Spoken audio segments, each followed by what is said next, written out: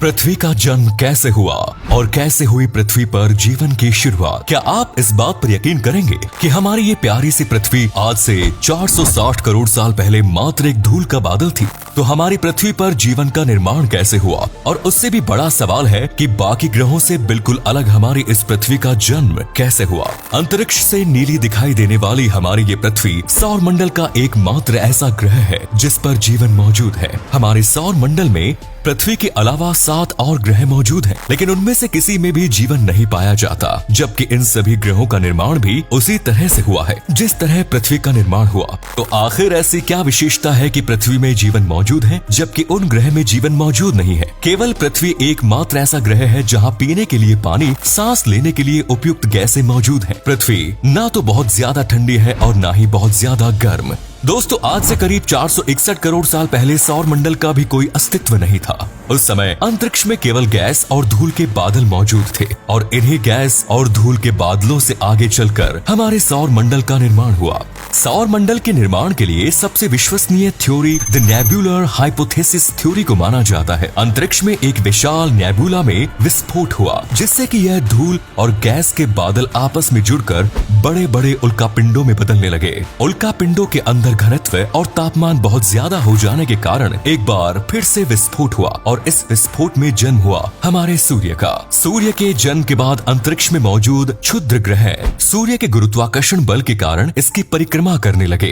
धीरे धीरे यह क्षुद्र ग्रह आपस में जुड़ते गए जिससे कि ग्रहों का निर्माण शुरू हुआ। लेकिन ये ग्रह आज दिखने वाले ग्रहों से पूरी तरह अलग थे। हमारी पृथ्वी ने अपना स्वरूप ग्रहण कर लिया था। आज से लगभग 450 करोड़ साल पहले पृथ्वी और मंगल ग्रह के बीच पृथ्वी के ही आकार का एक और ग्रह मौजूद था जिसका नाम थिया था। ये ग्रह भी बाकी ग्रहों की तरह सूर्य की परिक्रमा कर रहा था, लेकिन ये ग्रह हमारी पृथ्वी से टकरा गया और इस टक्कर का एक बहुत ही अच्छा परिणाम निकलने वाला था और इस परिणाम को आज हम चंद्रमा के रूप में देखते हैं। जी हाँ, पृथ्वी और थिया ग्रह के बीच की टक्कर से पृथ्वी का एक टुकड़ा टूटकर अंतरिक्ष में चला गया जिससे कि ये हमारे चंद्रमा का जन्म हुआ। पृथ्वी के ज्यादा करीब होने के कारण पृथ्वी का यह टुकड़ा सूर्य के बजाय पृथ्वी के गुरुत्वाकर्षण प्रभाव के कारण पृथ्वी की परिक्रमा करने लगा। अब ये वो समय था जब हमारी पृथ्वी 1800 डिग्री सेल्सियस से भी ज्यादा तापमान पर जल रही थी। अंतरिक्ष में मौजूद उल्कापिंड करोड़ों वर्षों तक पृथ्वी से टकराते रहे और इन्हीं उल्कापिंडों की बरसात ने पृथ्वी पर पानी की नींव रखी, क्योंकि इन्हीं उल्कापिंडों ने पृथ्वी पर पानी, नमक और खनिज पदार्थ लाने का कार्य किया। धीरे धीरे पृथ्वी ठंडी होने लगी, लेकिन फिर उसमें जीवन की संभावनाएं मौजूद नहीं। पृथ्वी पर उल्कापिंडों के कारण पानी बहुत ज्यादा भर चुका था और पृथ्वी पर जीवन की नींव भी इसी पानी के अंदर सूक्ष्म जीव के रूप में शुरू हुई। आज से करीब 440 करोड़ साल पहले समुद्री पानी के अंदर सूक्ष्म जीवों का विकास हुआ। समुद्र की गहराइयों में मौजूद यह सूक्ष्म जीव खनिज पदार्थ से अपना भरण पोषण कर रहे थे और ऑक्सीजन गैस रिलीज कर रहे थे। इस समय भी पृथ्वी पर उल्कापिंडों की बरसात लगातार जारी थी। वैज्ञानिकों का मानना है कि समुद्र की गहराइयों में छुपे होने के कारण इन सूक्ष्म जीवों ने उल्कापिंडों की बरसात से अपना अस्तित्व बचाया होगा। पृथ्वी की पूरी सतह पर अब केवल और केवल पानी भरा हुआ था और भारी लौह तत्व, रेडियो एक्टिव पदार्थ पृथ्वी के केंद्र में समा गए। समय समय पर पृथ्वी के अंदर से ये गर्मी ज्वालामुखियों के रूप में निकलना शुरू हो चुकी थी। इन्हें ज्वालामुखी से निकलने वाले लावा के ठंडे होने से पृथ्वी पर जमीन का निर्माण होना शुरू हुआ। समुद्र की गहराइयों में मौजूद सूक्ष्म जीवों की संख्या बढ़ती जा रही थी, जो कि बहुत ज्यादा मात्रा में ऑक्सीजन गैस रिलीज कर रहे थे। इन्हीं सूक्ष्म जीवों ने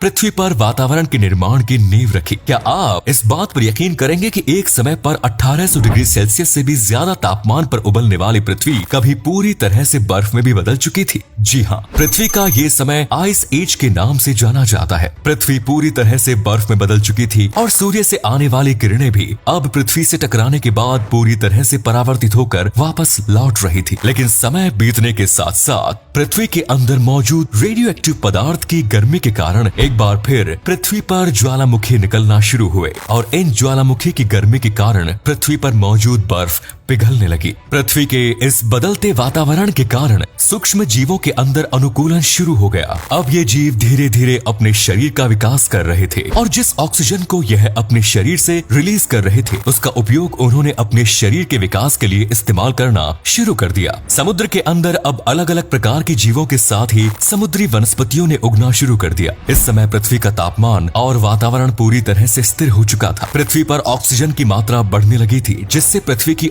ओजोन परत का निर्माण होने लगा। पृथ्वी का संपूर्ण लौह तत्व और रेडियो एक्टिव पदार्थ केंद्र में चला गया, जिसके कारण पृथ्वी की चुंबकीय शक्ति का निर्माण हुआ। अब पृथ्वी का मौसम पूरी तरह से स्थिर होने के कारण जमीन पर भी अलग अलग प्रकार के पेड़ पौधे उगना शुरू हो चुके थे।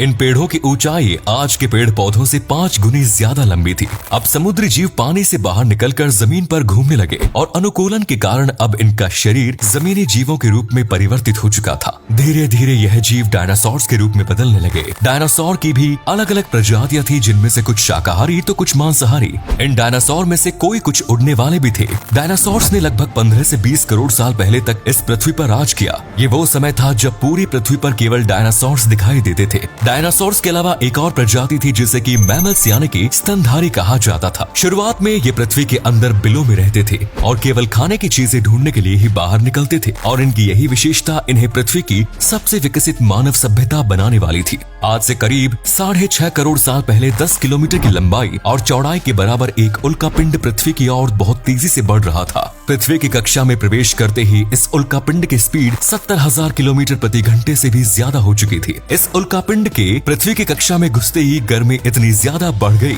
कि पृथ्वी पर मौजूद डायनासोर्स पूरी तरह से अंधे हो चुके थे। वो इस उल्कापिंड को देख ही नहीं पा रहे थे। उल्कापिंड सीधे जाकर मैक्सिको की खाड़ी में गिरा। जिस जगह पर ये उल्कापिंड गिरा वहाँ पर 200 किलोमीटर चौड़ा और 20 मीटर से भी ज्यादा गहरा गड्ढा बन गया। इस भयंकर टकराव में सूरज की सतह से भी लगभग 5 गुना अधिक गर्मी निकली। ये गर्मी इतनी ज्यादा थी कि इसका प्रभाव हिरोशिमा और नागासाकी में गिराए गए परमाणु बम से 10 अरब गुना ज्यादा था। इस उल्कापिंड के गिरने के स्थान के 25 किलोमीटर के दायरे में मौजूद डायनासोर्स उसी समय नष्ट हो गए। उल्कापिंड की पृथ्वी से टकराने के कारण टेक्टोनिक प्लेट्स में बहुत ज्यादा बदलाव हो गया, जिससे कि समुद्र में सुनामी आने लगी और बाकी बचे डायनासोर्स का अंत भी होने लगा। अब डायनासोर्स पूरी तरह से नष्ट हो चुके थे। डायनासोर्स का अंत एक नई प्रजाति के जीवन और विकास की शुरुआत थी, जिससे आगे चलकर इंसानों का विकास हुआ। इस महाप्रलय में स्तनधारी जो उस समय पृथ्वी के अंदर रहते थे बच गए थे।